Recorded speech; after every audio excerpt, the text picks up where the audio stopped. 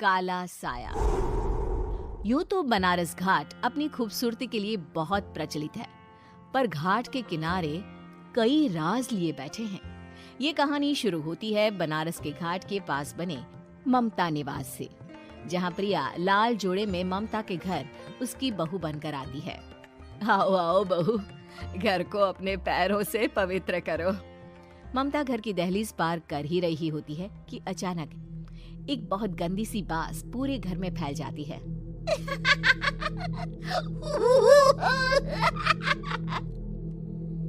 ये बदबू और ये आवाजें, ये कौन हंस रहा है माँ?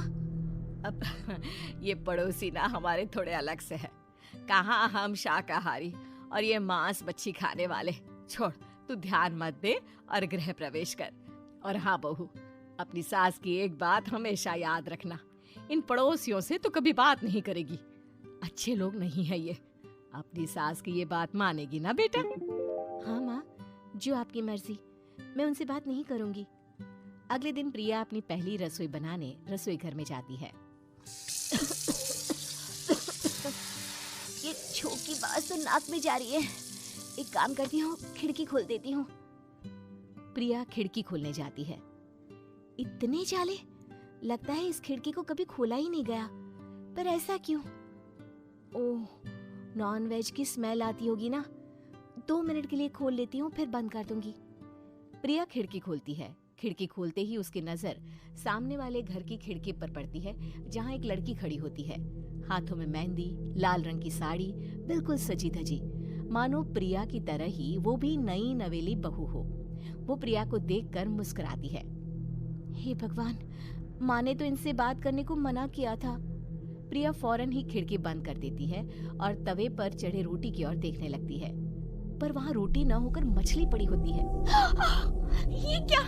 पहली ही रसोई में इतनी बड़ी गलती! हे भगवान, अब मैं क्या करूं?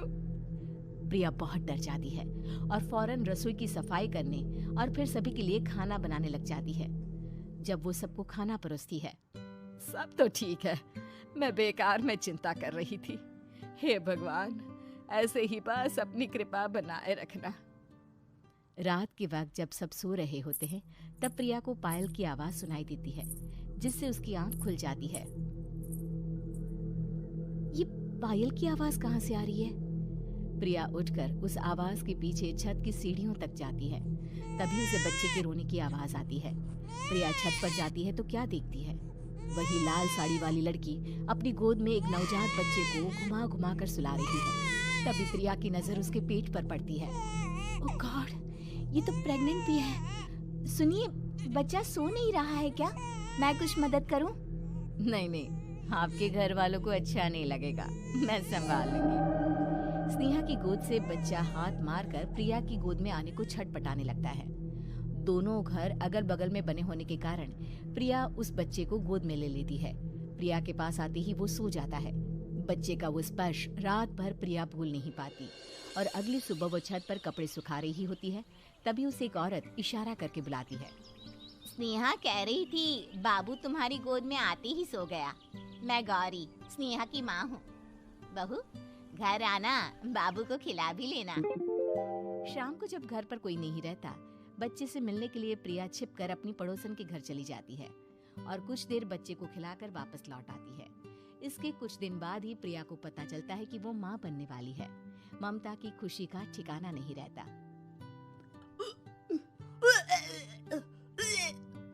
माँ जी, पता नहीं क्यों उल्टी आ रही है। प्रिया भागती हुई वॉशरूम में जाती है तो हरे और लाल रंग की उल्टी करती है। उस उल्टी में से कीड़े निकलते हैं। ये क्या? खून और ये कीड़े! माँ! माँ! प्रिया की आवाज सुनकर ममता दौड़ कर आती है, पर बेसिन में कुछ नहीं होता। प्रिया हक्की बक्की रह जाती है। ये सब क्या हो रहा है? प्रिया घबरा जाती है और अपने कमरे में जाकर सो जाती है। डर के कारण वो इतनी थक जाती है कि उसकी आंख लग जाती है। तब उसे ऐसा लगता है उसके पेट पर मानो कोई बैठा हुआ हो। कौन हो? प्रिया के पेट पर एक 5 महीने की बच्ची बैठी हुई थी, जो बुरी तरह जली हुई थी। माँ, तुम ही मुझे लाई ना अपने पेट में? मैं तुम्हारी माँ नहीं हूँ। कौन हो तुम? माँ, देखो मैं जल गई बुरी तरह से।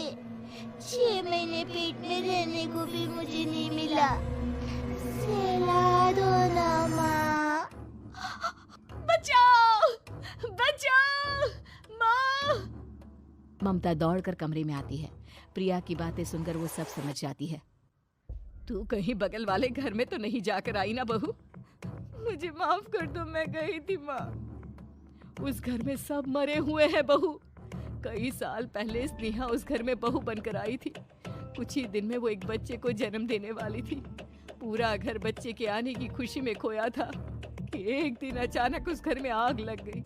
सब बुरी तरह जलकर मर गए। गौरी आज भी दादी बनने का इंतजार कर रही है और इसीलिए स्नेहा ने अपना अजन्मा बच्चा तुम्हारी कोख में डाल दिया। ममता ये कह रही होती है कि पीछे से उसके पैरों को एक बच्चा पकड़ लेता है। दादी, दादी। माँ, स्नेहा की गोद में यही बच्चा था। ये बच्चा कौन है फिर? तेरी मौत है। तेरी भी दादी। जिस जिसका ममता को डर था वही हो गया। ममता निवास के ऊपर मौत ने चादर बिछा दी थी। प्रिया का पेट ऐसे बढ़ जाता है मानो 9 महीने का हो। 2 हाथ उसके पेट से बाहर निकलते हैं। बहू, संतोष को फोन कर, किसी पंडित जी को बुला बहू। प्रिया का पति भागता हुआ घर आता है। ये तो होना ही था माँ। तेरा पाप तेरे सामने आ गया तो तू सह नहीं पा रही है। स्नेहा घर में आग लगी नहीं थी, माँ ने लगाई थी प्रॉपर्टी की लालच में। और वो बच्चा मेरी पहली पत्नी का बच्चा है, मेरा बेटा, जो कि उस आग की चपेट का शिकार हो गया था। मैंने तुमसे ये सब माँ के कहने पर छुपाया था। मुझे माफ कर दो प्रिया। तुम अगर चाहो तो यहाँ से जा सकती हो। मैं तुम्हें किसी भी बंधन में रखना नहीं चाहता। मेरी शादी हुई है आपसे, मैं आपको छोड़ नहीं सकती, पर उससे पहले हमें स्नेहा, उसकी माँ और बच्चे की आत्मा की शांति करवानी होगी। संतोष और ममता गौरी के घर जाते हैं। अंदर सब कुछ जला हुआ होता है। जमीन पर जली हुई लाशें बिखरी हुई थी। ममता रो रो कर अपने करने की माफी गौरी से मांगती है। प्रिया स्नेहा के घर वालों का अंतिम संस्कार करवा देती है और ममता निवास फिर से आत्माओं के साए से मुक्त हो जाता है।